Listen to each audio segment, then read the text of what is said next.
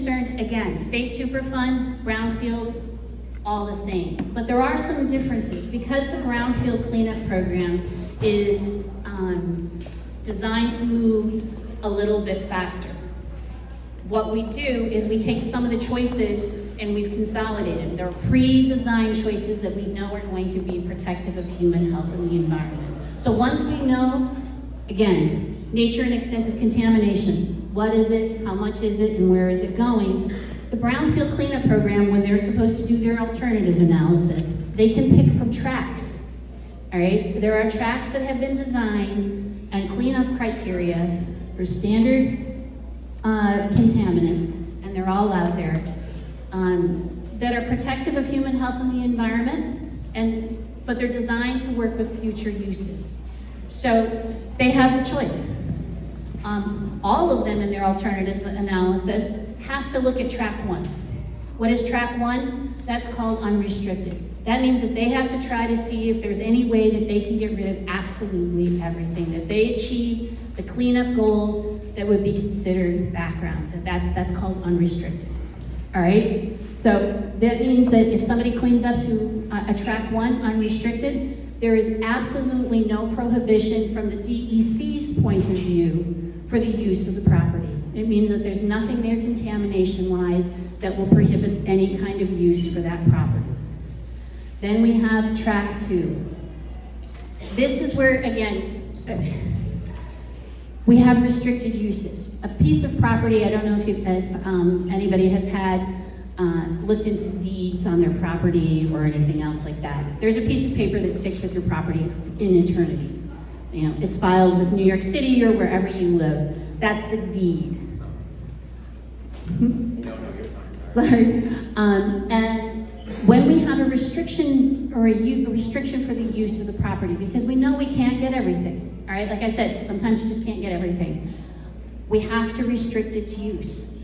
Depending on what they clean up will depend on what they can do. So you have a restricted use, which is, again, in our regulations, we have unrestricted use, we have restricted use, or residential use, which again allows single-family housing. We have restricted residential use, which allows for multifamily housing, and then we have commercial and industrial.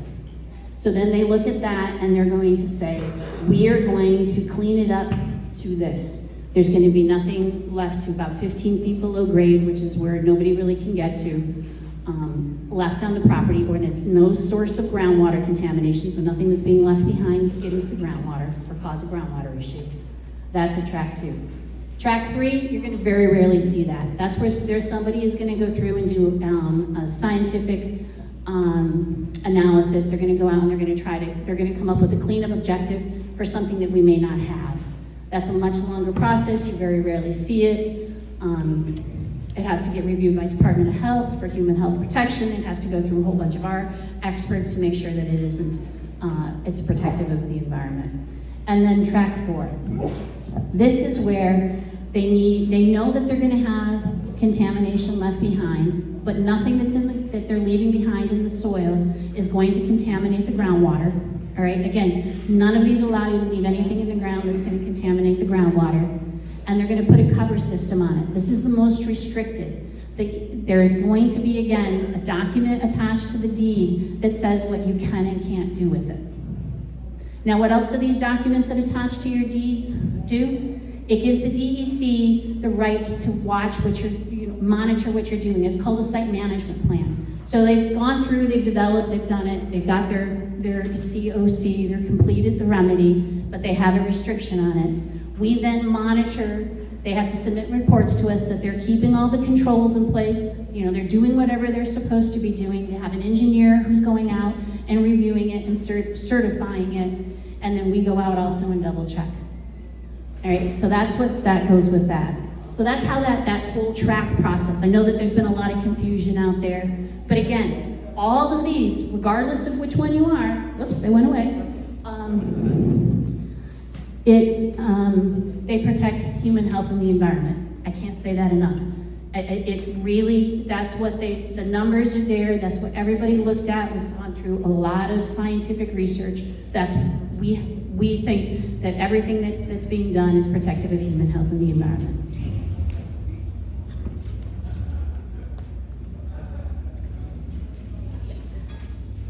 So I'm gonna have, because this just told I'm taking a little bit of much time, sorry. I want to go really to the big thing. So while we're doing this, we are also looking at, one of the medias we look at is soil vapor. And Scarlett's gonna go through the exposure pathways. But one of the things that we're doing, again, coordinating all of the Gowanus Canal sites, is we're looking at soil vapor intrusion. Now I know there's been some questions as to who developed this map. DEC did. Actually, my section did. With Scarlett. Whoops, she moved on me. There. We went through and we know that some of the sites that were here had the potential to have soil vapor. We either identified it as part of the investigation and we needed to go off-site. And remember, if they're a volunteer in the Brownfield Cleanup Program, DEC is responsible to go off-site and do the investigation, so that's what we're doing. But while we're doing that, we're also expanding it because, again, we know the industrial use of this area. So we're going through and we're doing a systematic investigation of the area. It's data-driven. So we went to the areas in our first phase where we thought was the greatest potential for soil vapor. And I'm sure a lot of you have talked to Aaron. Who here's talked to Aaron? There you go. Aaron is coordinating this. Aaron Fisher, he's a PM underneath me. He's coordinating it for the state. We're going around, we've sent out, and oh shoot, it's in my folder, which is over here, just to let you know.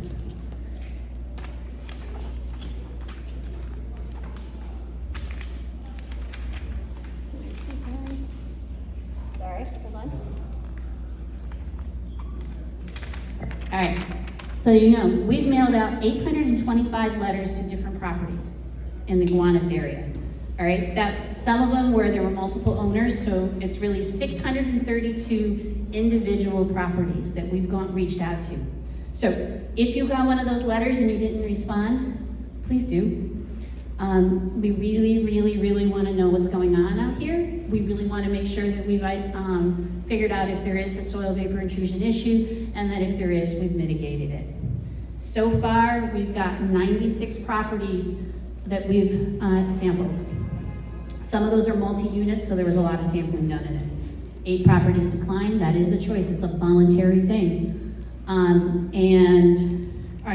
96 have accepted. We've sampled 49, the rest are going on right now.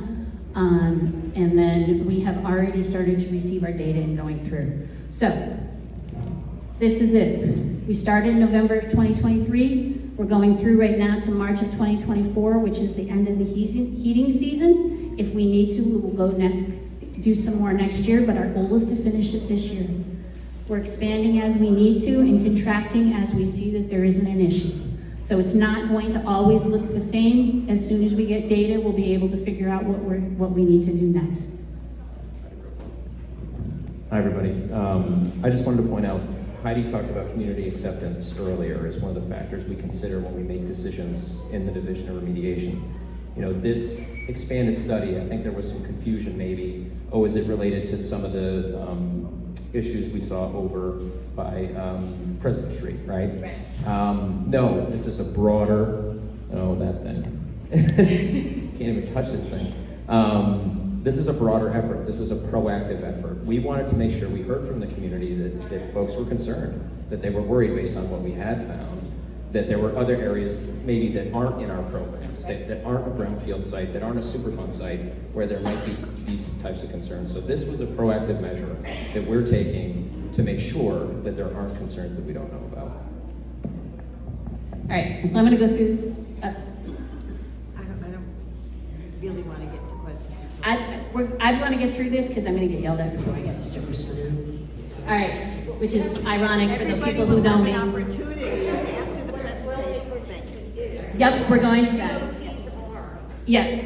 All right, sorry, we're going to go. So we're doing the soil vapor intrusion. What we're actually doing is we're monitoring, we're sampling the soil vapor that's beneath homes. All right, and then this is showing here, and I'm going to move over here so I can see it. So essentially, we have a lovely picture of a house here. What we're doing is we're determining what's underneath. Is there any contamination either underneath your basement or your slab?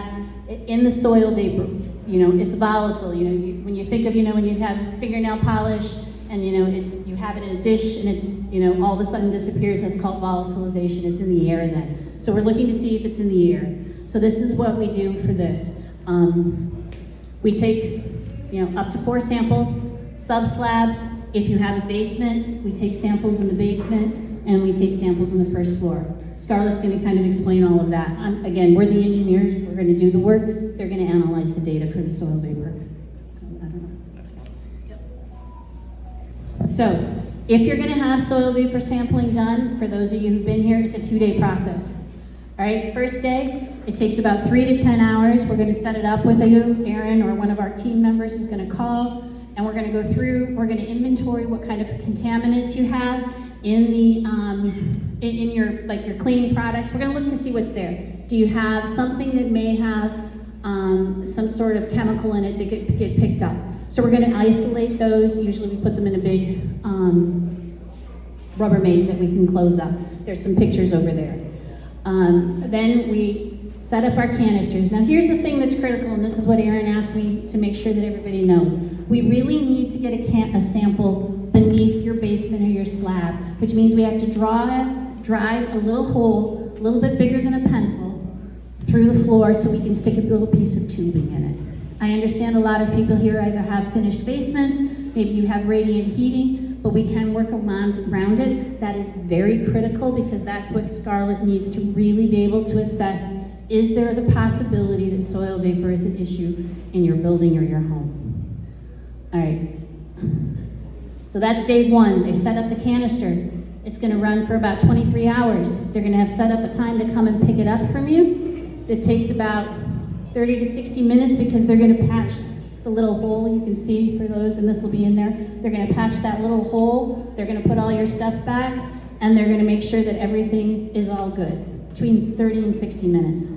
And for those that have had it, a lot of you tell you it's probably closer to 30. So then what happens next? This is, I know, the part that sort of aggravates some people. Your data is going to come in. We say 5 to 6 weeks. It's going to depend on the lab. It could take 7 or 8. We did have the holidays in there, so that did cause, some time delay in getting things. And then what do we do when we have what's called preliminary data? So when it's fresh off the press at the lab, I send it to Scarlett and her team, and they're going to look at it. And then they're going to make determinations on it. And I'm going to have Scarlett go through it, but mostly if they're going to call you guys with your results verbally, and then they're going to follow it up with a letter. I do need to let everybody know, the owner of the building or home has to give us permission to do the sampling. So if you're a tenant, you need to work with your landlord. All right, this is so critical. We've sent out letters to all the owners. If we haven't got it, or if you want to know, reach out to Aaron. His information is in there. He'll let you know if we've gotten a response. If you have different information to reach your landlord, we'll do it. All right, we'll do what it takes to try to get a hold of them. But we need the owner of the building because again, we need to drill through it, and that's where it comes in. We can't do that. We can't alter a building that we don't have the owner's thing. I think we're going to answer questions afterwards. I'm sorry. All right, so then they'll follow it up. What happens if, unfortunately, we do find something that needs to be done? Scarlett comes to us and they said there's a potential for exposure. You need to do it. DEC will reach out to you after you've been given the results. They're going to come back. DOH will let us know that they've let you guys know that you need mitigation. Our team is going to reach out to you and they're going to schedule an evaluation. We need to do an engineering evaluation on your building because there's not one standard design. It's a lot like a radon system, but each building is different. Everybody's got a different configuration, so we have to go in, we need to do an assessment. Then we have to go back to the engineers and we have to design it. Depending on the complexity, will tell us how long it needs to be designed. I'm hesitant to give any kind of real timeline on that because again, everybody's building is different. Sometimes it's a matter of weeks. Sometimes it's very complex and we have to come, like if it's a very big building or there's something very strange going on with the foundation, we have to come back several times to make sure we've got the engineering right. So then, DEC finishes the design. This is New York City. We have to get permits. We will work with you to get the permits, to get the system in. We will procure all the equipment. We will set it up with you to install all the equipment, and we'll get it all up and running. The actual installation takes about 1 to 2 weeks, sometimes 3, but that's standard. Again, it's going to depend. If you have a really complex system, it's going to take longer. You have a much more simple, straightforward one, it'll take a little less. I think I covered everything. I was trying. Who pays for the installation? DEC. We're procuring the equipment, we're paying for the engineering time, we're paying for the installation, we're doing the sampling, we're paying for the lab analysis. Nothing is on the homeowners. What about the permits? I'll just answer the permits. We work with the homeowners, and the building owners, because they need to sign, but we do all the permitting. And you pay for that? If there's a fee. Okay. Very brief. And I really would like to encourage people not to shout out we will. questions. And listen, Not because I don't want you to ask them, but I think some of them may be answered by Scarlett, and then the EPA. Make a note on your card so that you don't forget your question, and then we will have questions after the presentations. Thank you. again, I know that was a lot, but based on the questions that we submitted, we wanted to give Heidi an opportunity to really be comprehensive and walk you through this, because there's a lot of rigor that we bring to this program, a lot of oversight from the department, and a lot of science. And sir, I know you wanted your hand up, we'll get to you first, but we wanted to let our Department of Health colleagues, I think, walk through what soil vapors are and sort of their role in the process, unless you have a very specific question right now. I can answer the question. I want to know, it took 33 years before they opened up housing near the Love Canal. You know the Love Canal, I bet you do. I bet you do, young lady. What's the rush? We don't need condos. We don't need all this crap that you're proposing and you're rushing through. Well, 150 feet down is coal tar. You know it and I know it. How deep have you gone? So, Anyway, thank you, everyone sir. here, it's a beautiful presentation. Yep, no, thank you for that. Let's let our Department of Health colleagues go now, and then we'll get to more questions after that. So Scarlett, why don't you take this away? Bear with me, I don't usually use a microphone except for when I got one for my daughter. Hold it for closer karaoke. to your mouth. Can you guys hear me? That's better. No? I don't sit like this. Hold it closer to your mouth. Okay, how's that? Can you guys hear me in the back? Awesome. All right, I'm gonna try to keep it pretty brief because I know we want to get to questions, but I do want to answer a few things and go over a few things. So I press up? Down. Down, shoot. Okay. It can be the run of show if you want. Not that bad. There you go. New York State Department of Health, we work hand in hand with DEC and EPA, and a lot of other partners in the investigation and remediation of hazardous waste sites, brownfield cleanup sites, and what that means is basically every step of the way, we're there. We're there to review the investigation work plans, make sure that we feel comfortable that the investigation that is completed is going to actually identify if there are exposures, if there is contamination identified. Because once we get to the end of that investigation process, we want to know that we have a good amount of information. We want to know that whatever remedy eventually ends up being proposed is going to be protective of public health. And in order to do that, we need to know where the contamination is. Is it in soil? Is it in groundwater? Is it in surface water? Is it in soil vapor? All of those things have to be looked at for the site and sufficiently for it, both at the surface and at depth, so that we can make our recommendations to DEC. Basically, there's 3 main ways that people can come into contact with contamination. There's inhalation, breathing, there's dermal contact, which is like touching it with your hands, and there's ingestion, eating it. And that could be through if you have drinking water that's contaminated, or if you're incidentally kind of just having a picnic and you're getting some of the soil on your hands, kids are playing in it and the soil is contaminated, and then they eat it without washing their hands. There's a lot of different ways that people could come in contact with contamination. We want to make sure if there's contamination at a site, we can identify all of those ways so that it can be cleaned up, so that that stops that exposure pathway.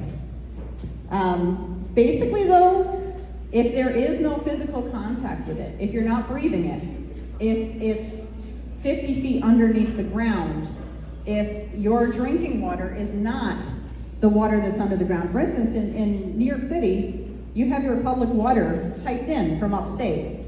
So if there is groundwater contamination that's identified as part of these sites, that's not what you're directly drinking. it's piped in and it's tested regularly, and those drinking water quality reports are available, for everyone to see.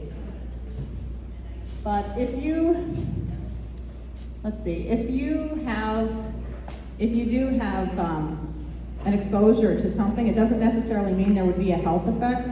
A lot of it depends on how long you're exposed to it, what it is you're exposed to. But from our perspective, we don't really want people to be exposed to anything that's above any concentrations that would be of a health concern. So our goal really is to kind of get to background. So I think we're all kind of in line there with what we'd like to have. Okay, but this is the big ticket item that I think everybody is most focused on for this meeting right now because of the Gowanus area-wide soil vapor intrusion investigation that's going on. So, how many of you been to the beach before or had a kid go to the beach and you dig down? You're near the water and you're in the sand and you dig down and eventually you hit water, right?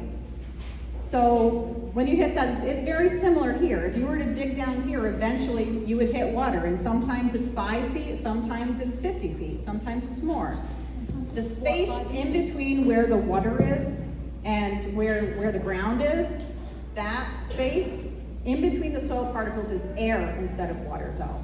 And that is what we call soil vapor. Now, if there is contamination associated with a site that's called a volatile organic compound, Heidi touched on this a little bit. It's basically a chemical that prefers to be in air instead of water. So if you've ever used hand sanitizer, say, you put hand sanitizer on and then it sort of evaporates off quickly. That's a volatile organic chemical, basically. And so when there are chemicals that we've identified with a site that go into the soil vapor, they could collect underneath homes. And that's something that in the heating season people have, I don't know about you, but about half of them plasticed over some of my windows and use the hair dryer and everything. You keep it as tight as possible because you want to keep the heat in. What happens when the heat is going is it creates sort of this negative pressure, kind of like it could pull some soil vapor up into your home, and that could represent kind of the worst time for air quality because it's really tight in there in your home, and it could pull it up into there. So that's the reason why during the heating season, it's really important for us to evaluate soil vapor intrusion to see if your indoor air could be affected by any volatile chemicals that could be in the ground. So that's kind of why we've got a time frame of this on this, why we want to do it in the heating season, because it's going to be the worst case scenario. That's when we expect your air quality to be the worst for contaminants that could be from the subsurface. So that's why we want to see it, because if we were to look at it, say, in the summer, and we didn't really see impacts, well, that wouldn't necessarily mean that it couldn't be something in the winter that we would want to do something about. So we look at it then.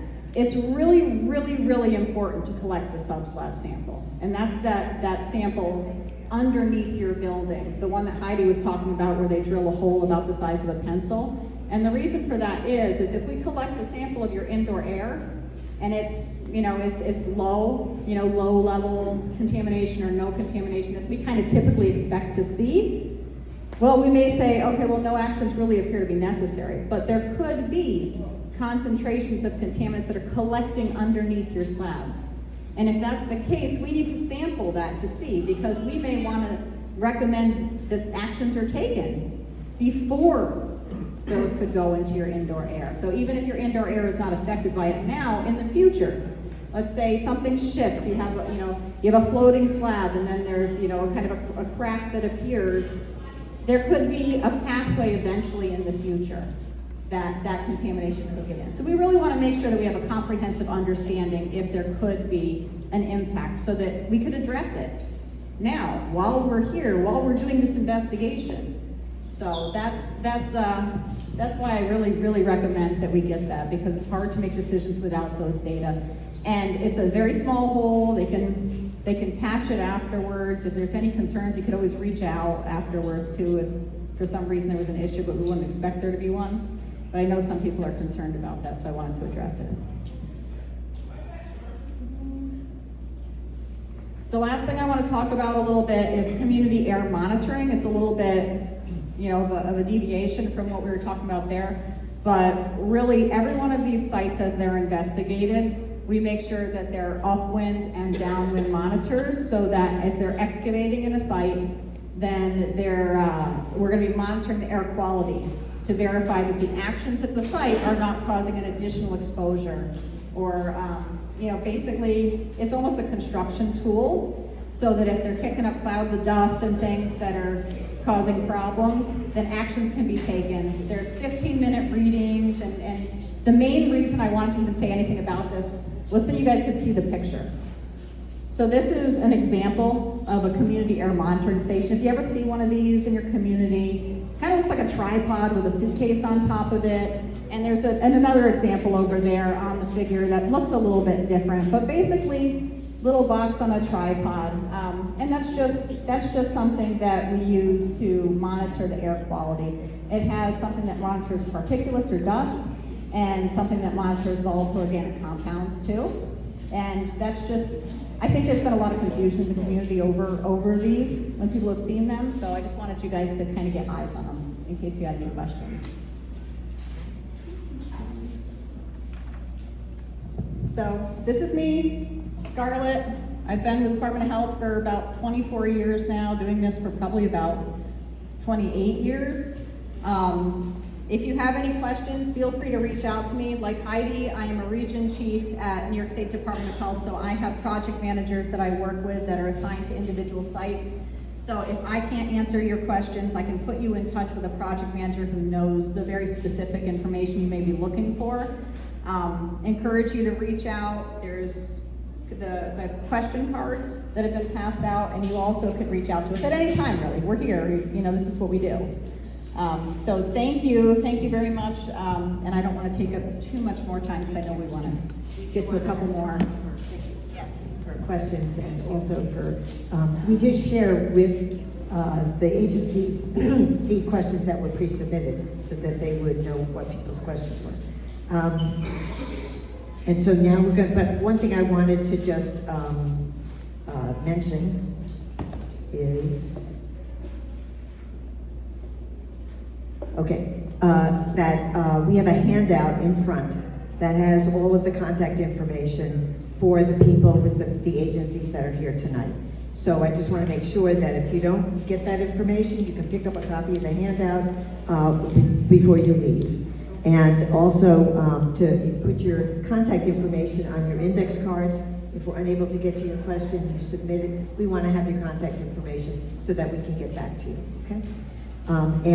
So now we're going to move along. EPA has a few things to say, and then we'll move on to questions, very brief. So we're getting longer, less long, and now really tiny. Thank you. Again, my name is John Prince. I'm with the U.S. Environmental Protection Agency, and I am here to support New York State in talking about, in particular, this area-wide vapor intrusion work, which we also think is very, very important, and we want a lot of people to sign up, and we want houses to get tested. I'm also here because the Gowanus Canal was placed on the Superfund list in 2010, and we are in the midst of many, many projects right now in the Gowanus area. Some of you are very familiar to me, and your faces are seen at community advisory group meetings, and you're sophisticated and know a lot about our work, and others of you maybe not so much. So I am thinking that maybe we, EPA, should come and maybe flip the script and do some presentations like this to try and explain all of the many projects that are underway to try and get to the finished cleanup of the Superfund site. So rather than spend a lot of time telling you about the remedy and all of the different pieces, I think it probably makes sense for us to come back. Hopefully you will come, maybe it'll be a little cooler. And we can focus on our side of the shop. We are working on the top of the canal right now, right? We are working on the cleanup of the canal from DeGraw Street down to 3rd Street. We are working with a bunch of parties that are performing the cleanup. We are also designing the next phase, which will be from 3rd Street to 9th Street, what we call RTA 2, that will pick up when we are finished with that first stretch. We are also working with the City of New York to build this very large CSO capture tank on Nevin Street. And again, I could spend 20 minutes explaining that and going into details, but I don't want to get the focus away from this very important vapor intrusion message that DEC and DOH are bringing to the table. So I've seen the questions, and some of them are really addressed to us. So I will do my best to address those, Joanne. But my goal would be to try and come back. Okay, great. We're always happy to invite the community to learn more and from the horse's mouth, so to speak. So a couple of general questions, and folks from the agencies, if you have an answer, great. I want to keep this brief as possible. A question about jobs being given to residents of NYCHA on these projects or people in the surrounding communities. Do any of you have any of that information? Maybe it's your contractor or something who would know. Yes or no? So our most of the work that EPA is doing is actually directed by us, performed by a consortium of companies that are responsible for the contamination in the canal or the City of New York. And they have certain responsibilities for hiring people who are qualified. And but we don't bring a lot of employee hiring to the table. And then ways that members can get involved in the cleanup of the Gowanus Canal is another question. I would say submit your information. Certainly let my office know. If we don't, we do regular newsletters. We'll be happy to add you to that list. We're not going to know about it just because you live here, because that information doesn't come to us without that. So please do give your information to my staff. We'll be able to add you to that. And I'm sure all the agencies have communications that they send out. I know DEC does that, as well as Department of Health, and EPA does as well. They will have that information. But talk to your neighbors. I mean, there's a lot going on. Because there's so much going on, it can be a little confusing what we're talking about when, and who's in charge, and who's got what jurisdiction. That's always an issue in any of these kinds of big plans. And so that can be confusing. Please do make sure you ask your questions. We'll try and explain it as best as we can, and we'll try and communicate that information to you as best we can. How does the extensive real estate development around the canal square with your stated goals to clean up the canal and surrounding areas? And are there going to be any labor standards for the construction workers? I think the labor standards issue really goes to the employers, which is not you guys. But if you could address this issue, I mean, the big issue, as you know, and people have already pointed to that, is there's a lot of real estate development going on at a time when everything isn't all cleaned up yet. And the cleanup is often being done by the owner of the property because they're in the Brownfields program or might be in the Brownfields program.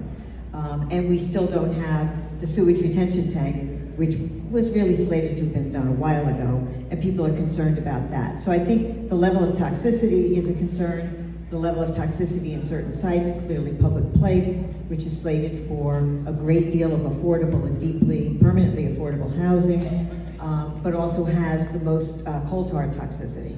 So if we can address that issue, I think that one of the things is, you know, Heidi did mention it, none of the agencies here do rezoning, the state doesn't do zoning. That is a city issue.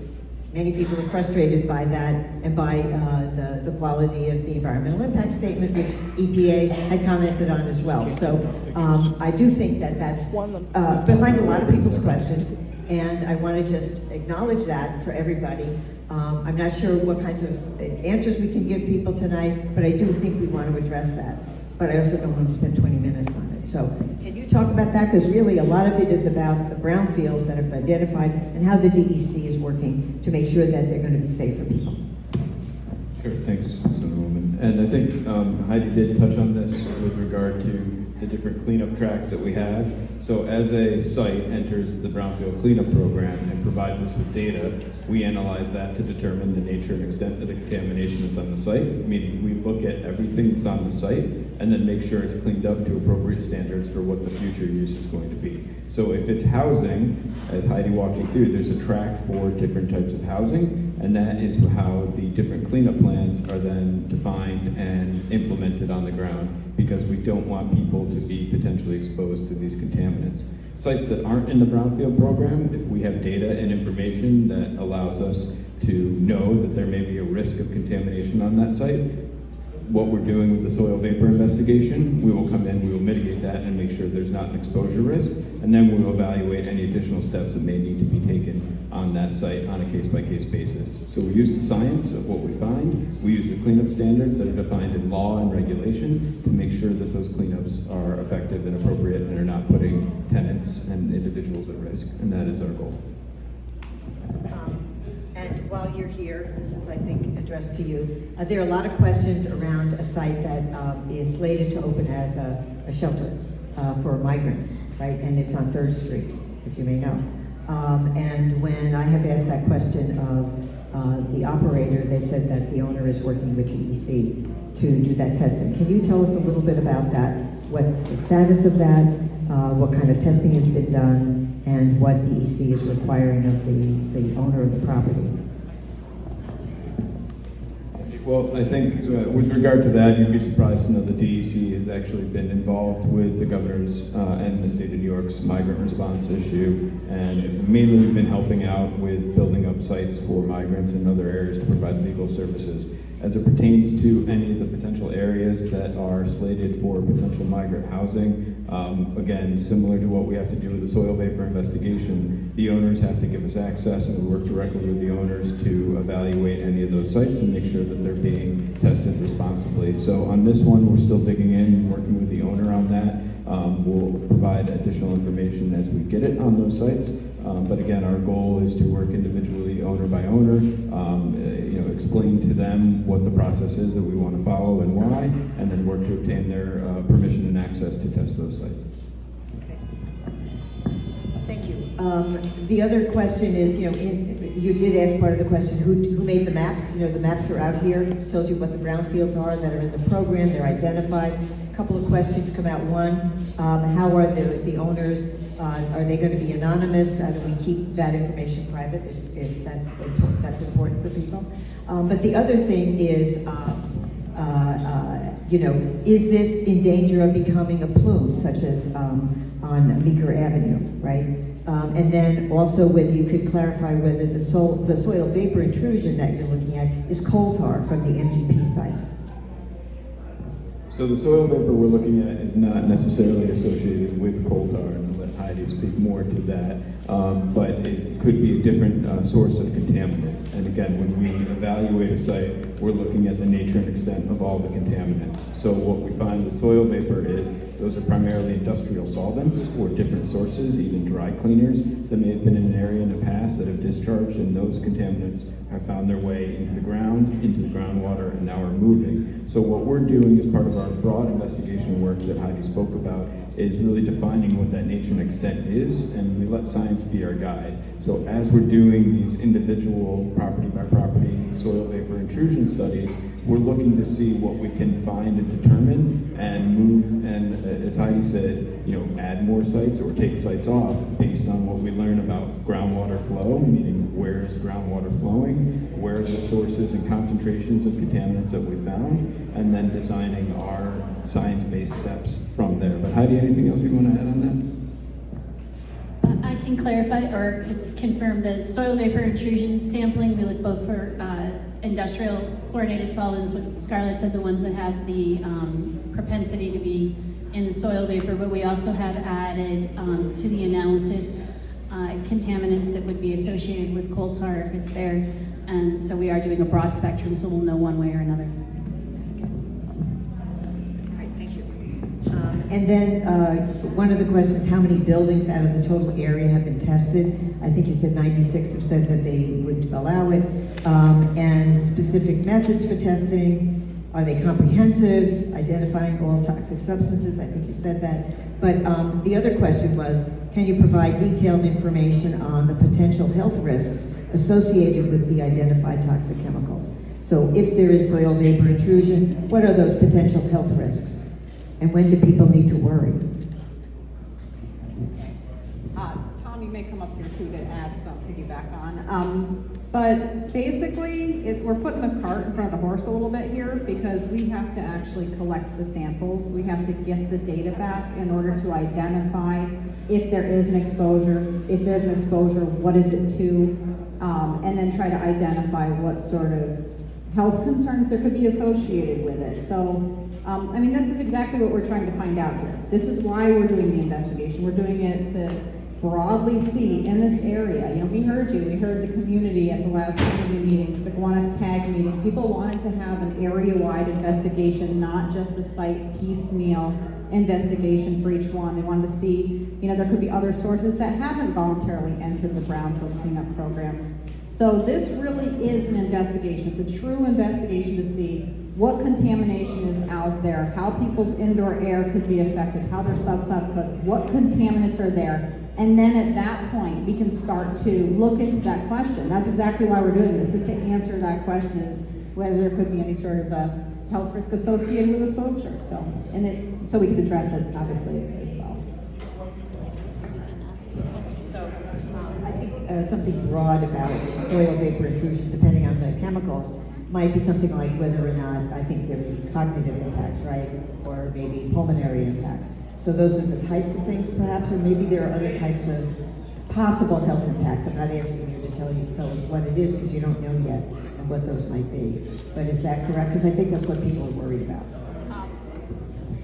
There could be various health effects associated with exposure to contaminants, and that's why we're looking at it. It depends on what the contaminant is, but there certainly are different health effects that are associated with exposure to contaminants. That's exactly why we do what we do. That's why we're looking for it. That's why we want to identify, even if we don't have information in this case about there being a source that could be affecting. You know, we want to see what's there because there are multiple sites in the area. We know that this has an industrial history associated with this area. So, you know, there could be health effects that are associated with contaminants. We want to identify if contaminants are there so that we can further evaluate that and address it if we find it. Have you found any yet? So I have a question about whether there are any trends in the contamination you've already documented. And are those toxic impacts, are they different now from before the rezoning and the building took effect? I don't know if that's a question I really have the... I think we're just getting, Yes. Sorry, we're just getting our data back. And again, we're doing a broad spectrum. We do need to identify, if Scarlett says somebody, we reach out to building owners or homeowners, but I don't think we have anything right now that indicates anything different than what would be anticipated. And really, we're just in its infancy. We're only a couple months in. If I could do, I'm going to go back to the map overall. You know, Heidi talked about the 49 brownfield sites that we have. We have this federal Superfund site in the area. Every time we have a site, we're collecting data, and that is helping inform our understanding of this area and helping design and tailor the cleanup work that we do and the additional investigation work that we do or the mitigation work that we do to make sure that you're not exposed to any contaminants. So each and every one of these brownfield sites, we're getting a very comprehensive look at what is beneath the ground. And it's important to remember, we're talking about contaminants that are below the ground. Soil vapor is obviously a concern now because, as Scarlett and Heidi spoke about, that is a contaminant that gets in the groundwater and eventually works its way up through the soil and can potentially get into indoor air, which is where it causes the potential exposure risk. So our concern is there, and based on the investigations that we've done and all the sampling that we've required of these brownfield sites, we know that there are sources of potential soil vapor contaminants that need to be investigated, and that's why we're doing this investigation now. I have a quick follow-up question, and that is, I think Heidi talked about when it is you're doing this investigation. that soil vapor intrusions are more likely to occur during heating season. Right. That's correct, and so that's why you wouldn't be looking at it as much during the summer, because you're less likely to have that. And then when the heating season occurs again, you're more likely to, anybody that you didn't get to investigate, if you have that authorization, you'll pursue it then. Is that correct? Okay. Absolutely. I just want to make sure I was Yep. understanding it correctly. Okay, let's see. What was the other thing? Are there studies supporting the long-term effectiveness of vapor intrusion barriers, particularly in flood-prone areas at sea level? This is obviously a big issue here. So what you're doing, the mitigations, there are these soil vapor intrusion barriers. Do they work? And Soil do we Sorry. And do you have studies that document that? Sorry, actually, a lot of different agencies, both the EPA, DEC, have done a lot of studies both on soil vapor intrusion as it pertains to many different types of chemicals, including radon, which is probably the most prevalent nationwide. Soil vapor membranes are one part of a mitigation system. They're not necessarily the only. They are effective. We do like to have them, but they're not the only thing that we're using. If we're going to do mitigation, we're going to do something else on top of that. so the Quick answer is yes, you have documentation that they work, and it would not be the only mitigation that you would do. Correct. Right. And I think Heidi spoke about this earlier, monitoring. These systems are going to be monitored in the future, and if we see something happening where it's not functioning properly, then we'll get back in, evaluate the system, see what changes are necessary, and make changes to that system to make sure that it's providing what it's supposed to do, which is keeping soil vapor keeping you from being exposed to the soil vapor, and make sure that it's working and functioning properly. And that's part of the rigor of this process that we've designed. How will you prevent, I think this may be EPA, toxic floodwater from entering into new buildings? We've had a couple of questions where people said that they have water coming in, they have noxious odors. Who do they reach out to about that? And how will the agencies ensure that that doesn't happen going forward? You know, I'm not sure either. I don't know that that's a specific question for EPA in this context with regard to the Superfund site, but I would be happy to speak to individuals who want to give specific details about their property, and we can help.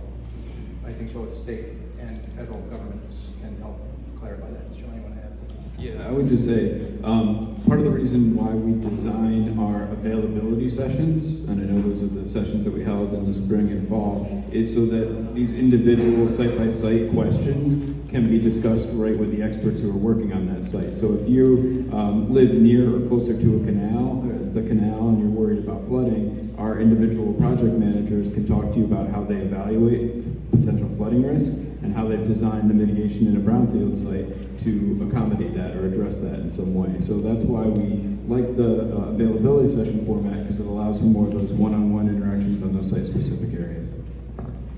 Scarlett? I just want to tag a little bit on that. I know we had some flooding in the area with, rains and storms that we had. And I just wanted to point out, Department of Health has a fair amount of information on the website. We have fact sheets about flooding and mold. One of the biggest concerns with floodwaters is actually sewage and bacteriological concerns. So just, if you have flooding issues, flooding going in, I do encourage you to check out the resources that we have or reach out to us, and we can talk to you about your individual concerns, the individual conditions, and what our recommendations are for that to help you through it. Okay. So two other points, and then we want to move to the live questions. And that is, somebody reached out about water entering their basement since the demolition of buildings next door, and that's at 556, 558 2nd Street, where that's coming from. So that's a property that If you can address, great. If you can't, and we can get back to the person on that, that would be helpful. And the status of 543 Union Street remediation. As far as that water redoing, entering another site due to demo, again, when I was talking earlier, that would be a New York City Department of Buildings concern, and that would not actually fall underneath us. Okay. What about the Remediation at 543 Union. That's actually a joint effort between DEC and EPA, and that's an ongoing process right now. I don't know, John, if you want to give some more updates. Thanks. Yeah, so 543 Union Street is a commercial building at the corner of Nevins and Union. And it's a big, older and former industrial building that's been converted into mostly art spaces. So, as we discussed earlier, as the state discussed earlier, in terms of specific information about any of the actual apartments, we're not going to share that, because if you are considering having your property tested, you need to know that that information is going to be protected and provided to the property's residents and not generally shared. We, EPA, is involved in 543 Union because it is a uniquely complicated problem to solve, given the age of the building and the fact that there is actual, we were talking about groundwater before. Well, the groundwater is typically below the basement floor, and in this case, this morning it was mostly dry, but there's sometimes water in the basement here. The water has trichloroethylene in it at levels that are actually causing elevated levels of that volatile organic compound in the basement, and it has been measured to travel into the building. So it's really complicated when you can't work below the slab and draw the air and change the vacuum and have to work inside the basement. We are coming in to create a temporary interim solution while we are working with the state to develop some more permanent solutions for that building.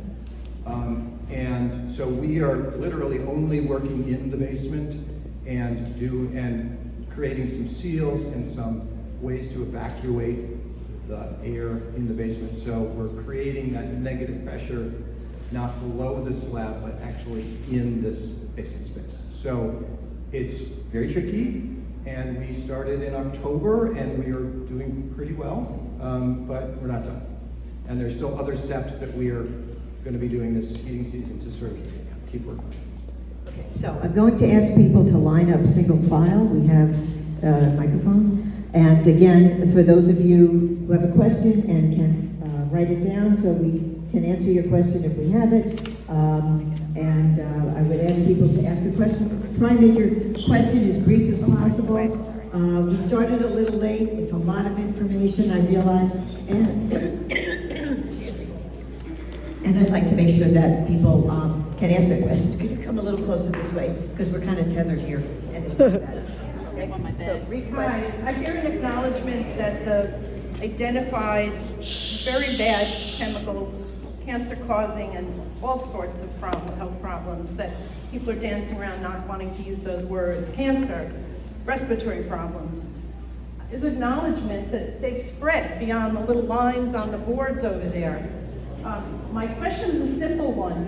When's that going to get cleaned up? When's the date of it being finished, cleaned up, so we're not continuing to have it spread?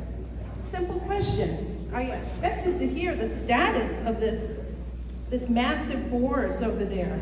When's it going to be done?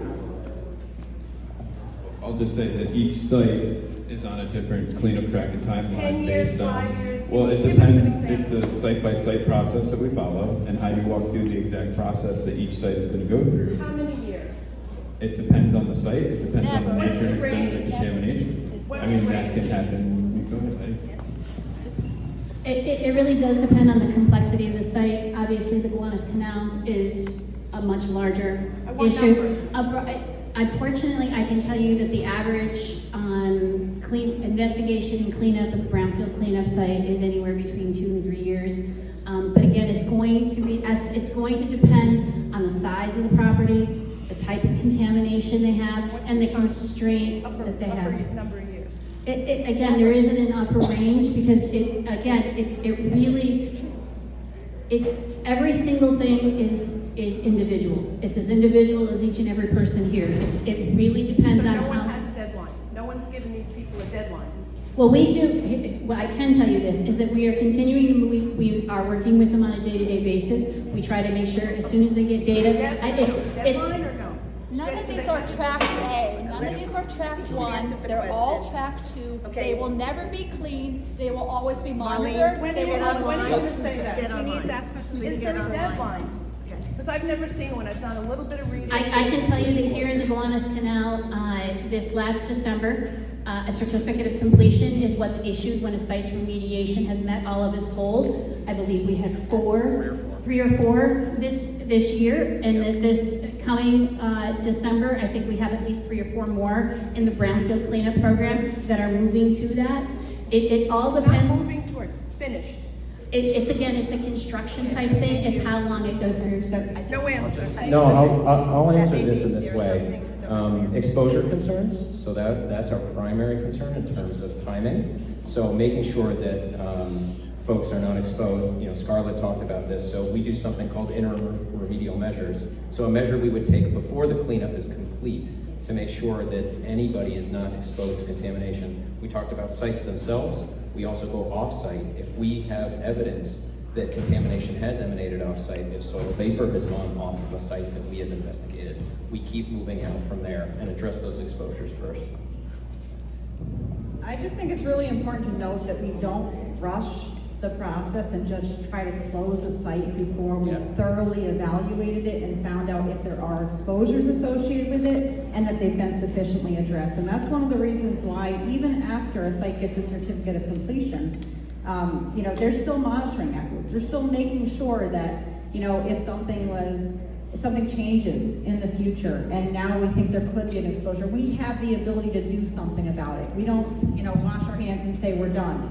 So just to get to we completed this in 2 years. That's not our goal. Our goal is to have it cleaned up and to have it done in a way that's protective of public health, and we can continue to feel comfortable. If you ask us the question of, there's this site near my house and this is something that I'm concerned about, we want to know if there's a potential for any sort of exposure. If it hasn't been looked at because we think it got cleaned up 10 years ago and met a track 2 and that's good, or a track 4, that's not where we want to be. We want to keep going with this, and it's not about when it's completed. It does actually get a certificate of completion relatively quickly. It moves through the process quickly just because, people enter the program because they want to redevelop the site, so they want to clean it up. So there's incentive to get that done quickly. But we as the state don't want to rush through that process and just be done with it at that point.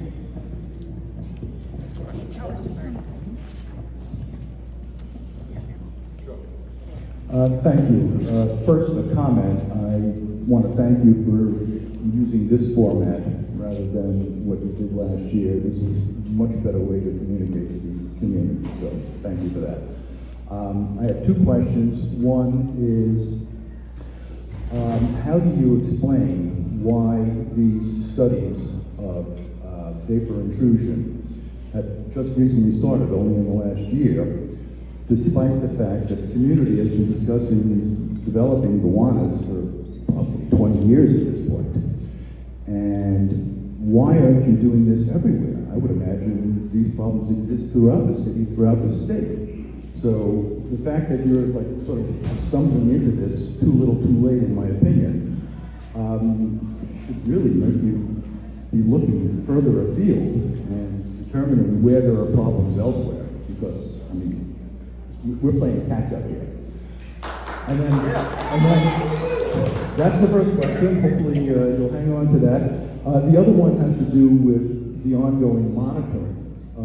It seems clear to me that most of the contamination is being left behind. The Gowanus was polluted for more than 100 years, and for 50 years, communities asked that it be cleaned up. And it's not being cleaned up. It's being dusted off, minimally contamination removal, and most of it is going to be there forever. You're going to monitor it, but what are you monitoring? You're monitoring risk to public health. So, in addition to the permanently affordable housing we're going to be getting, we're going to be getting a permanent risk to public health. How do you justify that?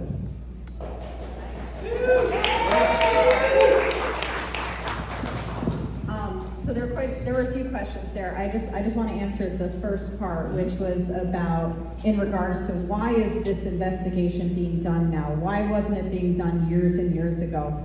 And the basis behind this is there's actually those 49 sites that are around the canal. Each individual site, as part of the investigation process, we evaluate soil, groundwater, soil vapor. So each of those actually has been investigated for, or is in the process of being investigated for soil vapor intrusion. We take a look at soil vapor impacts if there are any on site. If there's a building on the site, we collect subslab and indoor air samples to see if that's a pathway where there could be exposures. And then we also do, as Heidi spoke of before, a significant threat determination on the site. So after the whole investigation is determined to be complete, we have a meeting between DEC and DOH, and we talk about, okay, what is the nature and extent of contamination here? How could people come in contact with it? What do they plan to do with it? And is the proposed remedy going to be protective of public health?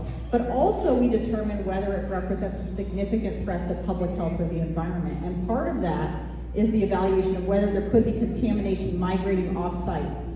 And if that contamination has been determined to be migrating off-site, we'll make that a significant threat to public health, which will make it so that investigation can occur off-site.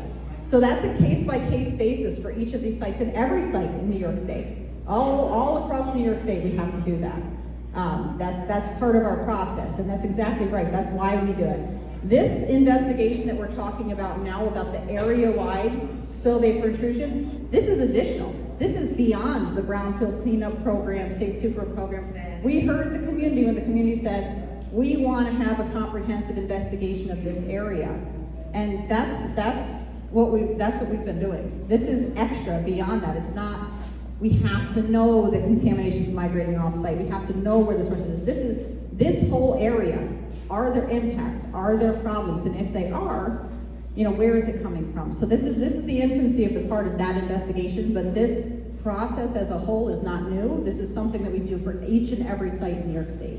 It just seems like it's reactive, though. Well, it is a little reactive because you have to have data and information to guide the studies. So what you see is, as each of these brownfields have come into the program, done an investigation to really look at, again, the nature and extent of all the contaminants found.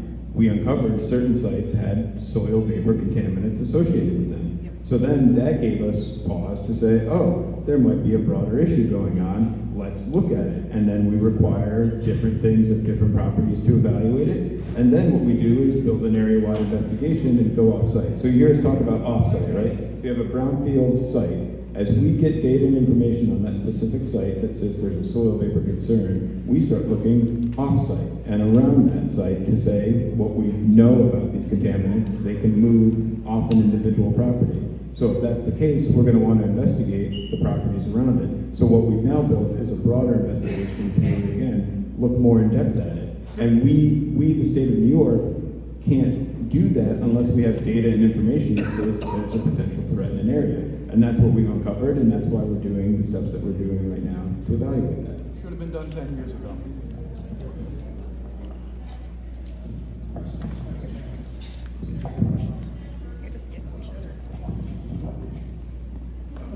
First of all, thank you guys for being here. I think it's important for you to be communicative on a regular basis to the community.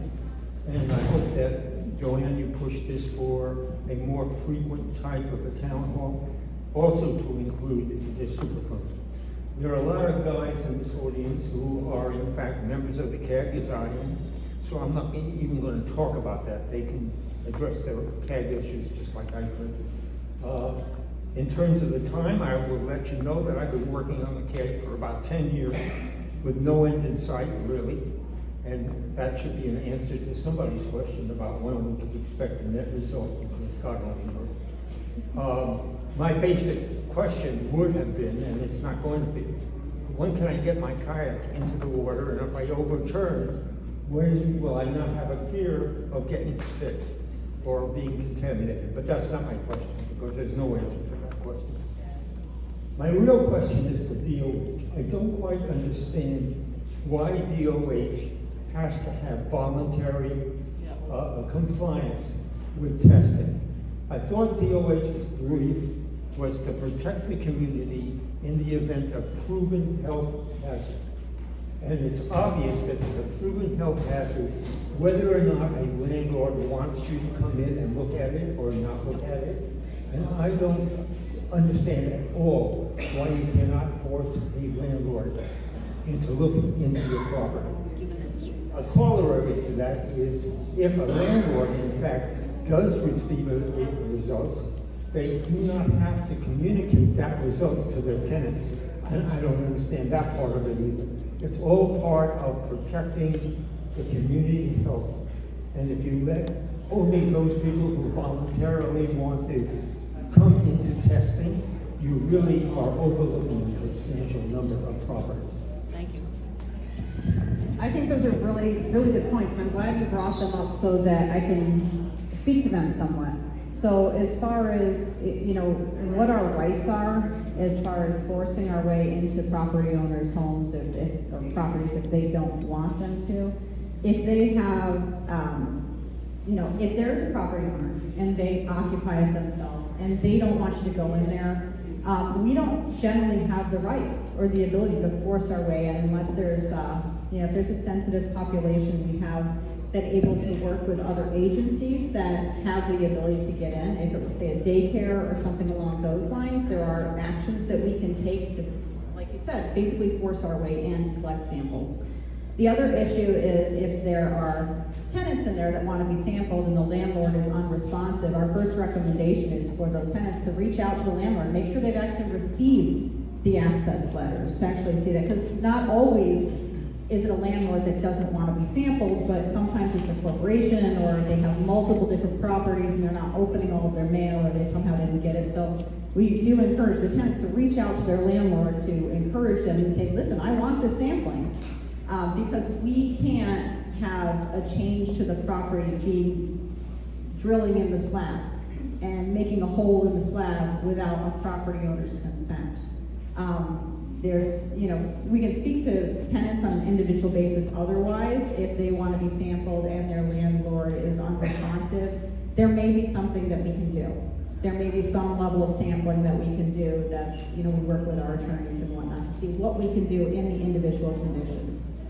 I'm sorry, what were the other questions? That was basically it. Tenant, do they have to with the? Oh, tenant notice. So there is actually tenant notification law, but I think that I could defer to DEC to talk to it a little bit in more depth if you want, but the basis is that when a property owner receives data, there's a tenant notification law that outlines their requirements to notify the tenants of what those data are. So that's actually something that we have.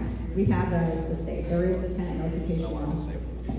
One more thing about tenant notification. If your landlord has results and they won't share it with you, let us know. We will share those results with you. If you can show us that you live at a property and the landlord won't share it with you, we will share it with you. If you're living in the building, you're living in the building. And that's based on what the law says. That's great, and let me just respond to that. Quickly, though. One point very quickly. Thank you. 'Cause this is So, online. very quickly. Thank you. If there was a smallpox epidemic, DOH would not need approval of people in the neighborhood, in fact, to try to combat that epidemic. And I don't agree with you at all. I think there is a clear-cut case of health problems, and I don't understand why you're saying that you do not have the authority, in fact, to force inspection from any one property. But that's just what I think, and I'm not a lawyer. I think many of us agree with you, very sympathetic, but it's kind of Anglo-Saxon law, and that's been around for a while. So here you go. Oh, very good. Try and be brief so we can get more questions. With your glasses on, you want me to hold something? No, not at all. Okay, there are at least 10 to 12 construction sites currently going on simultaneously and at a rapid pace. And have all of these sites been remediated before they put a hole in the ground? And with all the pile driving that's been going on there, isn't that causing migration of water and pollutants throughout the area, and God knows which direction they're going? And I'm sure all the work that you've done in the canal, may have added to that. It's not your fault, but when you move something, something else moves. Sorry. I can address that, and I'll do it very quickly. If the site is in a DEC, Division of Environmental Remediation program, before they can start building their superstructures out there, we have to approve it. So if they're building on one of our sites, they have ensured that they have completed their remedy, they've done their investigation, and things can move forward. With regards to pile driving, we actually have requirements. You can't actually drive piles, you have to use positive displacement out there so that we do not spread contamination. Those are the screws. Yeah. Okay, and they don't spread? No, the way that they're doing it, they're not going to be driving anything deeper. It's going to keep it in its spot. But that is something that But there is still displacement of soil. So it's very minimal, and it's something that we've studied for a long time. Stuff moves, you put a... But the sites are usually remediated before we've got it through there, and that is part of our whole process. So it's part of what you require. Yeah, it's part of our whole requirement, and they can't go forward without our approval. And there are many times construction monitoring requirements, so that as they are doing work underground, and they've remediated the site or put a cap in place or whatever the engineering solution was, it's monitored so that we'll know if something has changed and then require them to go back in and clean it up if there's something that's not working. Hi, thank you. I've been to a couple of the scoping sessions. I found value in that. Thank you for being here. We know you didn't put the stuff there, you're trying to deal with it. But there is a perception that the urge to develop and make economic return puts you guys in second place. I've mentioned that to the DEC before. My question is about the manufactured gas plant. I live near Smith Street and Huntington. When I was at the scoping session, the DEC man, he's not here today, we talked about the free product that still exists in the corner of the bulkhead by Huntington. That was one of my questions that didn't get asked. Are you going to address the free product of creosote and the C&D that's in the public road, Huntington Street, off of Smith Street at the Gowanus terminus? Are you going to dig that out? I watched the rigs jumping and the cuttings, and I saw the black mayonnaise. And your DEC, an older man, he said, yes, there is still some free product against the bulkhead. Question one, I only asked two. The sand cap that you put in the Gowanus Canal, are you sure that it's going to prevent sediment flux happening, the exchange from solid to a liquid phase? I don't know how many feet of sand you put in there, but you have put sand down there to make a cap. And are you going to see if that cap is staying in place? Because the Gowanus is a tidal basin, and we do get some storm action, and do we know if that sand is being displaced? Thank you for your efforts. Good job. Thank you. I can answer part of it, and then I'm going to defer to EPA for the other. With regards to the end of Smith Street, where it goes up against the canal, DEC and EPA are working on getting the bulkhead installed there through both programs, and with the delineation and remediation of contamination in that road would be addressed as part of our overall off-site for that particular site. And I can't answer to the Gowanus Canal. Yeah, so about the cap is the last piece of a multi-phase cleanup in the waterway. And there you are. I was like, where'd the gentleman go? And so it's actually a multi-layer cap that goes over the solidified material at the bottom.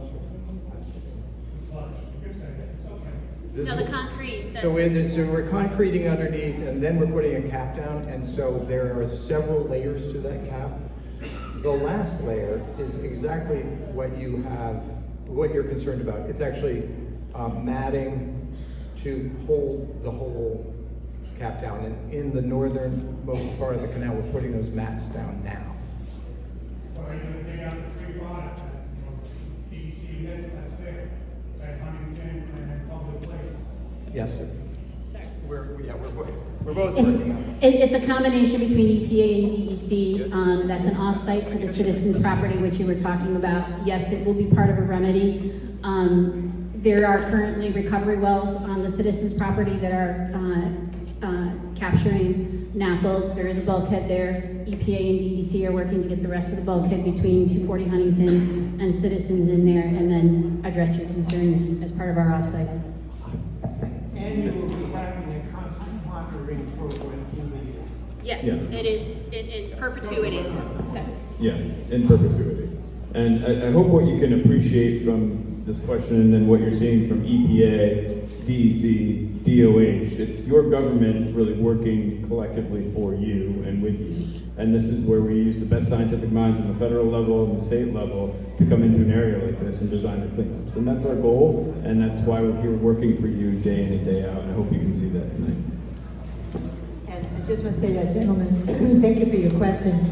If there was a question that you sent in that I didn't quite get to, because I really wanted to get to people asking their own questions, we've communicated that to the agencies. They have your contact information if you emailed us, and we will make sure that you get an answer. Thank you.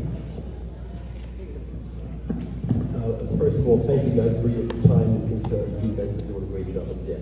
I was one of the 96 people who agreed to have the subsoil vapor intrusion test done, only because one of my 2 healthy 6-year-old golden retrievers was just diagnosed with lymphoma. So we thought it would be a good idea to get the test done. In the event of a positive test, our residents are going to be required to vacate the premises during the mitigation process. And if we don't, would that be just as dangerous? So no, we don't. We work with the owners of the property. Again, it depends on the complexity of the system. In general, nobody has to vacate the property, and no, it wouldn't be any more dangerous to use. The exposure isn't going to change. We're going to try to mitigate it as soon as possible. If your sampling results do require mitigation, Department of Health will walk you through the whole process, and then our team would walk you through what's going to happen next. Thank you. Well, I think it's going to be based on the case-by-case basis, what we find, what we uncover. I'm going to work directly with you to evaluate that, answer the questions you have, and then determine what needs to be done. So we talk about mitigation. There are different levels of exposure, different levels that we're evaluating, and that all factors into what we do individually with you. Thank you very much. Hi there. I know a few of you from years of being an advocate for Gowanus, working with Voice of Gowanus, a group of residents who, like you, is trying to understand what poisons, what toxic material we have been dealing with. I wonder why you have not shared the Arcadis report, because they don't need to go into people's homes. They actually tested in the sidewalks.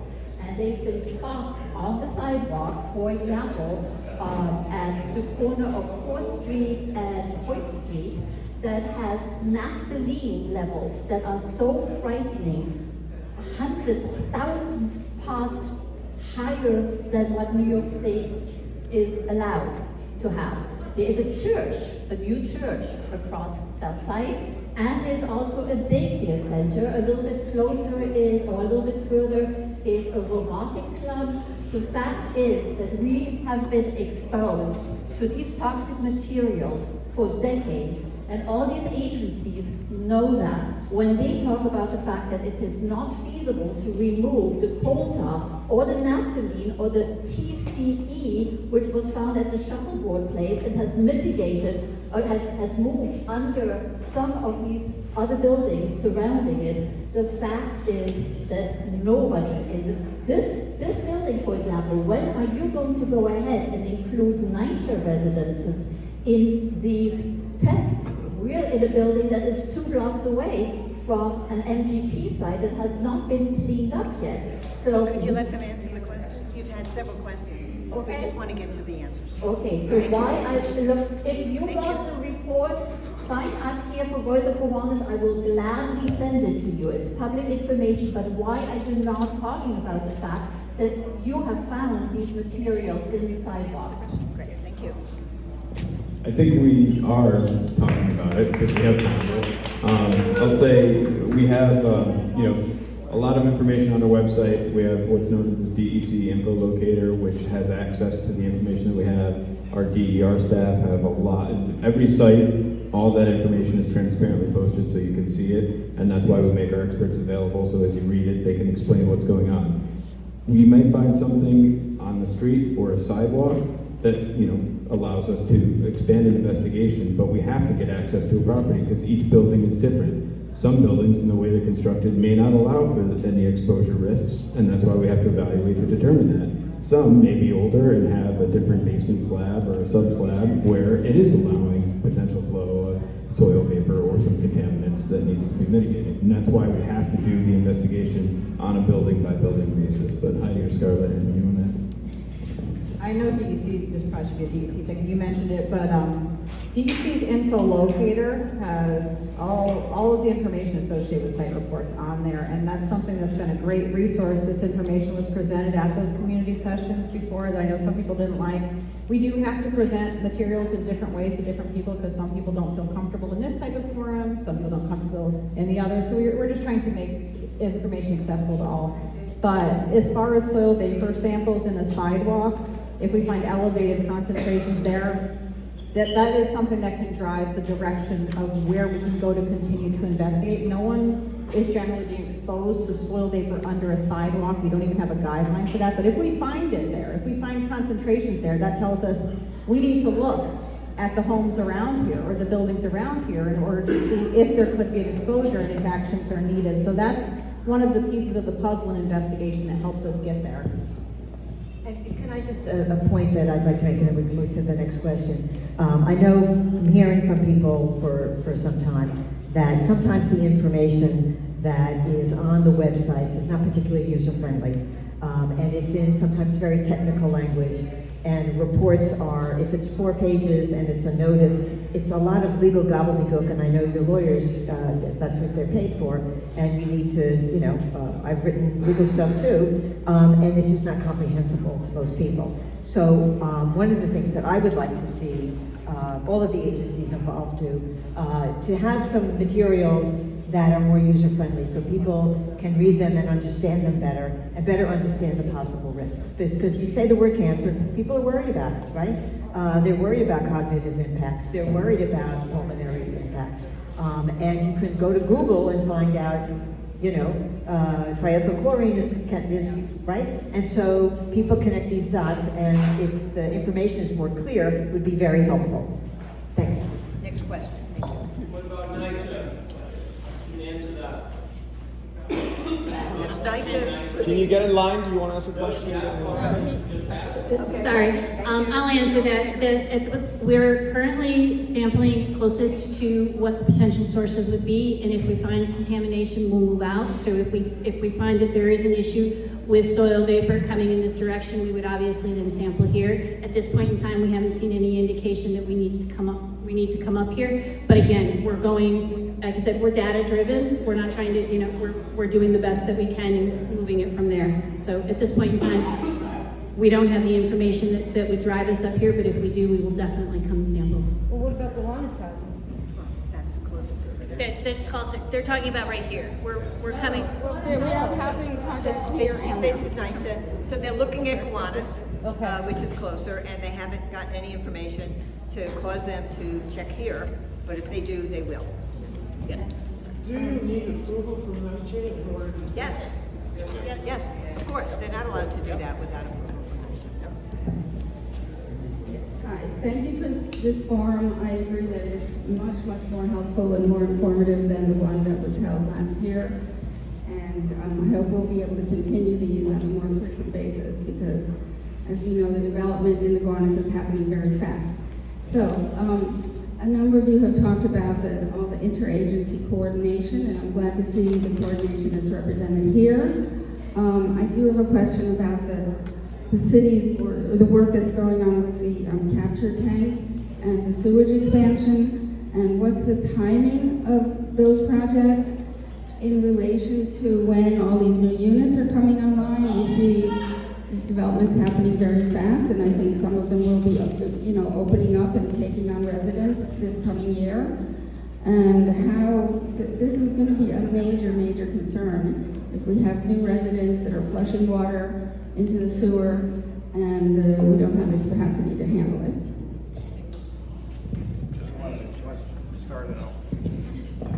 I was just going to take the mic and turn it over to you, John. I'd say we are obviously overseeing DEP's work in that, as is EPA. DEP would have to speak more specifically to the timelines, but I know our EPA colleagues can fill you in on what they know. Yeah, so the 2 tanks, one right over here on Nevins, the other one's going in at the head of 2nd Avenue. They are well underway on the tank on Nevin Street, and yet it will not be online until probably about 2029. That's well underway? And, well, it's a really big project. And we do expect that the smaller tank at 2nd Avenue is going to catch up, so it will also be finished in 2029. And what's the plan for what's going to happen in between? Well, so one of our expectations of the city, and they have already signed on to do this work, is we've made lots of findings and claims over the years about what our expectations are for the CSOs over time. Models that the city is required to run for a long-term control plan and other ways of evaluating the site. Interesting, predictive tools, we're not in that phase anymore. So we are actually requiring of the city monitoring of all those CSOs. Or there's 11 CSOs and they're monitoring 10 of them. So we're actually going to have data to say, well, so what's going on? Right? One of the concerns that EPA has, and one of the reasons for the tanks themselves, is we're going to have a clean surface up here at the top of the canal next year, and yet the CSOs will not be remedied. So what is going to happen in those 5 years in between? Well, we're going to find out. And if additional work needs to be done, once the tank gets started, because there's some recontamination on top of the clean cap, that's part of the remedy too. Okay. So, and what about the sewer system? The same question in terms of the expansion of the sewer. But I don't think you're involved in that. So that's probably, that's a whole meeting. Right. So in other words, that's going to come online. We're going to have 5 years of, at least 5 years of this community of flooding in this neighborhood. Well, flooding is not necessarily related to that. You're going to have flooding anyway because of it's a flood zone. We're going to Yes, have more I mean, flooding, with more potential for there contaminated is flooding. it is very clear, and the city of New York will admit this as well. The sizing of the sewer system does not match the loading of the sewer system from the amount of rain that falls. And so there is flooding that results from it. We have a basin that drains to the Gowanus Canal that's 1,600 acres. And this probably 5-acre lot is actually, this NYCHA lot actually has some grass. It has some surfaces that are not hard surfaces. But the average for most properties is like 90% impervious surfaces, roofs, sidewalks, streets. That means all of that water for all 1,600 acres has to go to the sewer system. And it's undersized to handle that in the system. That's a challenge that the entire city faces. Okay. And what I'll say too, great questions, and we don't have any of our Division of Water colleagues. We have multiple different divisions in DEC. We're focusing tonight on obviously remediation, but our Division of Water is overseeing a lot of this work with DEP. What we can do in our next community update is provide more updates specific to that. That's why these questions are helpful, so that we can tailor, I think to your point, Assemblywoman, the communications that we put out. And I hope that you find our community updates helpful, and we always want to make sure that we're providing the information that you want to see in an easily digestible format. So if I could just say, it's 8:13, 8:14, and we can have the space till 8:30. So I just would like everybody to be as brief as possible, and we're obviously not going to get to everybody, so let's all try and distill. Thank you.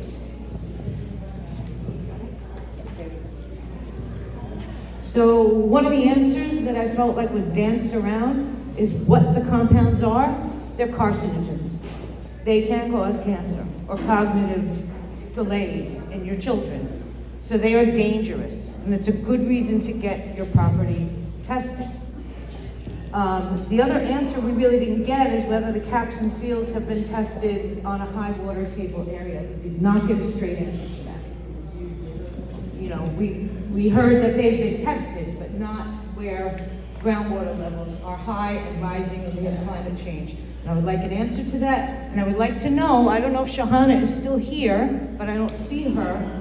When is the Bon Lorraine sewer going to be addressed? Because it was supposed to be addressed before anything went live on Public Place. Those are my questions. Thank you. Well, I'll say generally, and Heidi, you can probably back me up on this, but you know, we use the best scientific information that we have in the designs of the cap systems and the remedies, and then we put in place a monitoring requirement so we can evaluate how it changes over time. You know, every site is going to change over time, and the remedy that we select and the way the cap is designed may change, and we're going to take that information back and go back in if we have to. But what we do is really evaluate that, run different models and scenarios based on groundwater levels, how it changes over time, and you know, use some predictive modeling in the way that we design these cleanups, and then we monitor it in real time as it's installed to evaluate how it reacts. But Heidi, would you add anything else to that? I would have to say that, you know, the Gowanus isn't unique, unfortunately, in this day and age with flooding. These remedial systems that are going in here are going in all over the country, anywhere there's contamination. And there are also places that have historically always just been at low, at very high groundwater. So the systems in general are all designed to work with the conditions, understanding what they are. We do know that this area floods. We're working with what we have. Again, some of the frequency of the flooding is rather new to everybody as you know, climate change is moving forward. So we're working with it, and all of our plans have built that in to continue, you know, evaluating, and if we need to, make changes if things change. What do you do in a building on it already? That's, you gotta test on any kind of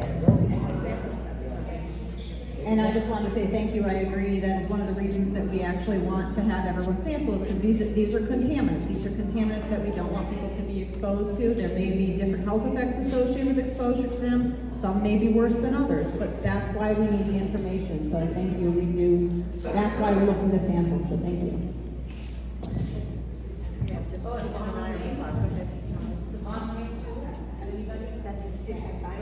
I have a lot of questions, but I'm going to stay focused on the vapor intrusion.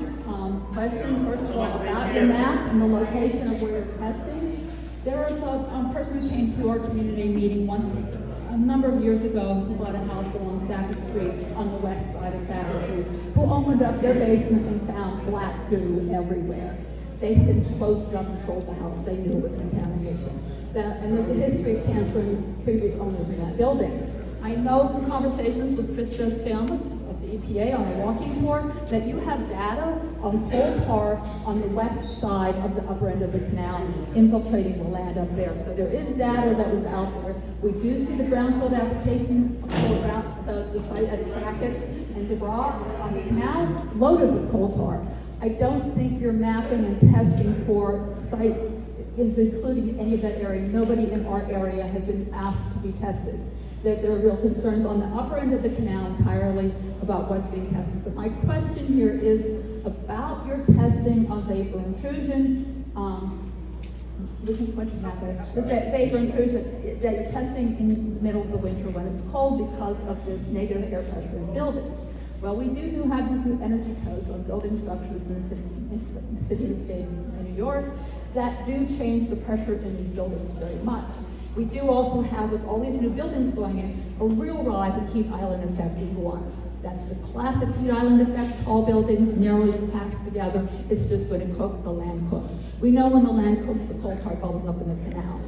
Why are we testing also in the summertime? These samples should be taken when things are cooking and vapor will rise because of just you're cooking it up and it's going to rise to the building where it's colder. That's normal. And the EPA standards even said you don't have to just check in the winter, you could check other times. I know states has told me repeatedly, no, we only do it in the winter time. I think that there are concerns with the heat temperature changes, heat island effect, and the fact that these vapor intrusion barriers, like Lightstone has an approved vapor intrusion barrier that's been in place for a while. Nobody's seen any reports on that. People would like to know that it's all being monitored, what's going on, and it's all safe. But nobody knows how to get the reports or hear that news. And we would like to know, when it's really hot, and it's cooking in the summer, is it still the same situation? Is it still safe then? If there's safe data out there that you should already have, you should be sharing with the community. And can we test anything? So we do actually sample in other seasons as well.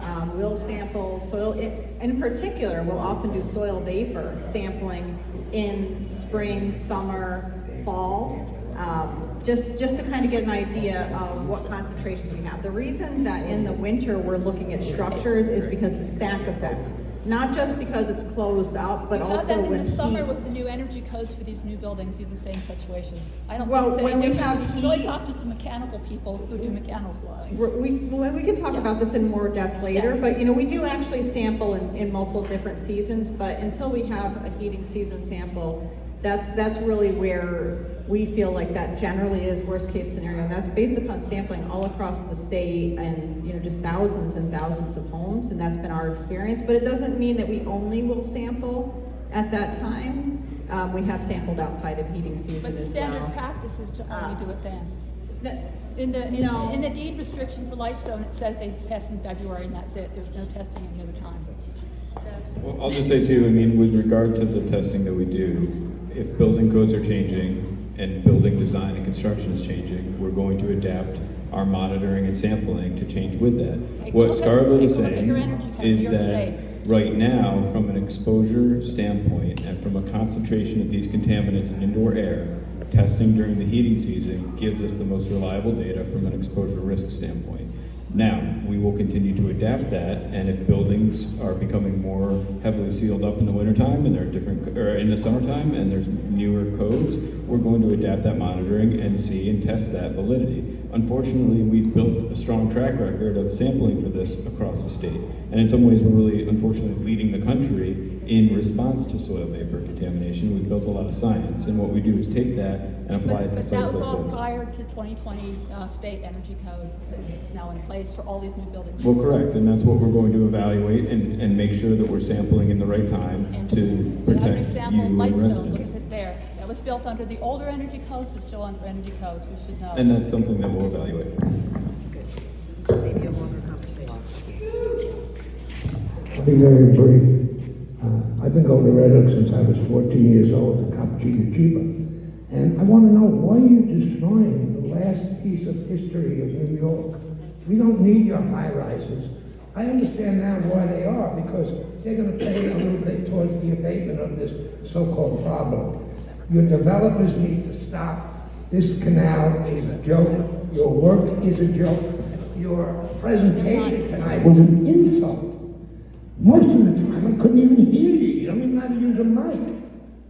And I'm very sorry that to see my world being destroyed slowly by people, whoever these are, these dumb, there's what, 8 of them over here? All right? And look at this gym. Kids, how many kids live in this building? And they don't even have a gym. Anyway, good night to all of you. Feel real good. I feel like I just got to know you, which is beautiful. Thank you, sir. Yeah. Okay, it is 8:22, and I got a meeting coming up after this, so. Last question? Yeah, so I gotta hop. Okay, last question, yep. So last question, okay? And then guys, you can just email us the question and they'll get back to you. Sorry, but we're not gonna have Yeah, just real quick. Is there a list available online or elsewhere of the companies? Could you speak into the microphone? Sorry, I can't hear you. Is there a list available online or elsewhere of the companies and other industrial parties responsible for the contamination? EPA has a list. Yeah, you can, for each of the sites, including the Gowanus Canal, if you look at their decision document or the record of decision, it lists the responsible parties for the contamination. Okay, we got through that one quickly. Hi, my name is Brad Vogel, and I live here in Gowanus. And my question is, we have a federal Superfund site focused on the Gowanus Canal, but a lot of, as the soil vapor intrusion investigation is underway, my question is, at what point, if you find a certain number of adverse effects or impacts from the testing, what is the tipping point? What would trigger the designation of a state Superfund site? What would the magnitude of the problem have to be for that designation to come into play? Thank you. Well, what you're seeing here is, the state really leveraging the tools we have available between the Brownfield Cleanup Program and the State Superfund Program and the Federal Superfund Program. And if we have sites that are enrolled in the Brownfield Cleanup Program, we have faith and confidence that they're getting cleaned up to our standards and going to be fully protective of public health. Now, if there is off-site migration of contaminants and we have to explore a Superfund listing, that's one of the tools that we'll use. And again, I can't say what specific levels will trigger that because we're going to have to look at the individual sites that are impacted, pursue responsible parties, and figure out the best way to get it cleaned up and keep public health protected. But Yeah, I mean, that was one of the reasons we wanted to do this broader testing, right? To see if there was something that we haven't found yet. So we'll go based on the data. If we see a cluster of homes that have a soil vapor issue, maybe there's a groundwater issue in that area that we have to investigate further, get groundwater testing, and we'll take it one step at a time based on the data that we see. But it is conceivable that there could be a second or additional Superfund site designated in Gowanus as a result. If we have data that shows that that's the case, we will make the site a Superfund site based on all the data that we collect. Thank you. Yeah, I mean, we would look at either the state Superfund site or the federal Superfund site. It depends. I mean, what we're going to do is always leverage all the tools that we have available to us to effectuate a cleanup. And the state program is built similarly to the EPA's program. There may be benefits for the state doing it, or we may have to refer it to EPA, but we're going to work directly with EPA to figure that out as we get the data and information to guide that process. Thank you. And then, last question. Thank you very much. Good evening, everybody. My question that I've been trying to get answered for the last month, I didn't get an answer from DEC or the EPA, is as far as why isn't the EPA following the same strict guidelines for the soil vapors on the CSO tank site? I reached out, I met Monday with 4 people, even the DEP, they still didn't give me an answer. My question is, if the site across from my house had to build a huge tent because of the excavation of the contaminated soil and the noxious fumes are contaminated, why isn't that being done at the federal funded site? And they said that they were going to put up a tent on the material, on the equipment, whatever it is, and they still haven't put it up, and excavation has still continued, and we still smell these smells coming from the federally funded site.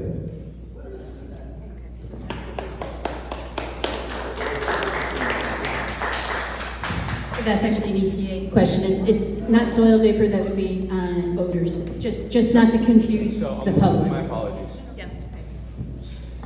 Yeah, so there is a very large construction project at Nevin Street across from you. It's to build this tank, and we are going to be at it for quite some time. And in this first phase, they're starting to come in contact with hazardous substances, particularly coal tar remnants from past uses of that land. And so that part of the installation of the tank is the cleaning up of coal tar and other contaminants that we're finding there. Some of them, particularly coal tar, has we humans are very sensitive to naphthalene, and so we detect it very quickly, and we believe those. So we have a number of thresholds for when certain actions need to take place. This is a reason why I want to come back, because I do want to delve into this, and we are going to be, we're doing this phase, which is to build basically a containment structure, so that the slurry wall, so we can do the excavation, so the city can do the excavation. That's going to be going on until June, and then we start doing the actual excavation. So we're going to be at this for quite some time, and I do feel, I've heard about your meeting earlier this week, and I do feel that we need to be a little bit more forward and explain some of that. But my question is, just like New York City laws regarding mold and remediation of mold that are nationwide, why isn't the federal government, the EPA, following the same guidelines that the DEC has set into place of a brownfield site across the street? Nobody has still have answered my question. 1 month later, I've met with multiple times with Kevin from DEP. I met with Thomas. I've emailed also Scarlett on the email. Nobody has still given me an answer as to why the EPA isn't following the same state guidelines and rules in regards to the noxious odors. That's my question. I know what has to be done. I know what's happening in the project. I've been very well informed multiple times. My question is, why isn't the federal government following the state guidelines? That's very simple. There aren't. I don't know what guidelines you think exist. So the site across the street, they had to set up an entire tent. Yes. Because of the contaminated soil. There's no tent on the CSO tank site. Yes. And they have equipment for the soil that doesn't have a tent and still hasn't had a tent on it. It's been since December, since my initial complaint, that the excavation is still continuing with my complaints in regards to the odors, that it's still not set into place with the proper means and measures and protocols to excavate, to properly treat this contaminated soil so that these toxic and noxious odors penetrate into our homes. So the reality of this phase of the work is that it includes some very, very tall structures that we can't get under a tent. Okay, so why wasn't that a part of that? The EPA and also DEC says that's the mitigation and protocols as far as when you're excavating for that. Why wasn't that a part of the federal funded CSO project when it was proposed to be done? That's my next question. So we are directing the city. The city's performing the work. They are working at to meet our standards. There is a whole vapor, odor protection plan. There's a whole sound. Sorry to cut you off, but the misting system that froze during frigid temperatures and excavation was still ongoing. That's another concern. Why was the excavation for the CSO tank still continuing without the proper means and measures taken into consideration into place? Why was there excavation still happening if the misting system and the whatever they call it, the neutralizer or deodorizer, why was that done? Still haven't had my question answered in regards to that. That's another reason. So you guys have those protocols, and they froze. So why did the work continue for X amount of time? Stop work order continue. So we are, well, the other piece of the puzzle is that there is monitoring required around the entire site, and we are looking at that data, and it doesn't support the need to take further actions, knowing that it's sometimes unpleasant. Okay, so then coming back to, so now why isn't that odor being contained like what the DEC has set into place? And why is work continuing when the tent is still not up, is my next question. There's no tent large enough to cover. No, they have the structure there where whatever they're doing to the soil, but the tent is halfway. It's not fully completed because they said that the HVAC system wasn't set into place. Why wasn't that set into place in the beginning of the excavation is my question also then, because once again, it feels like the whole process is sped up and proper means and protocols haven't been set into place to properly address those issues, and now it's a band-aid job where the tent is not fully up, which you're telling me it's supposed to be up, and it's not up, and the excavation is continuing, which shouldn't be continuing, right? So that's my answer. I've just been getting a circle, and I haven't gotten a complete answer to the whole question and the whole issue arise in regards to this odor penetrating into our homes.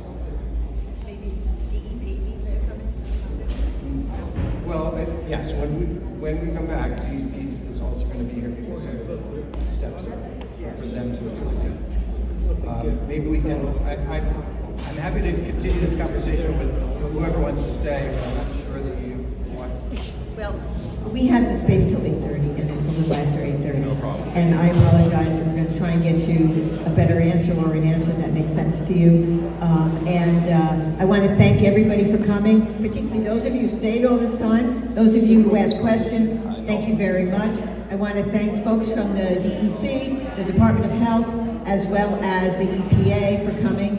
And thank you again, and I know that everybody has to break down the site. My staff has to move the chairs. So if everybody could leave soon, that would be fabulous. Thank you very much, because I do have this other Zoom meeting. Thank you.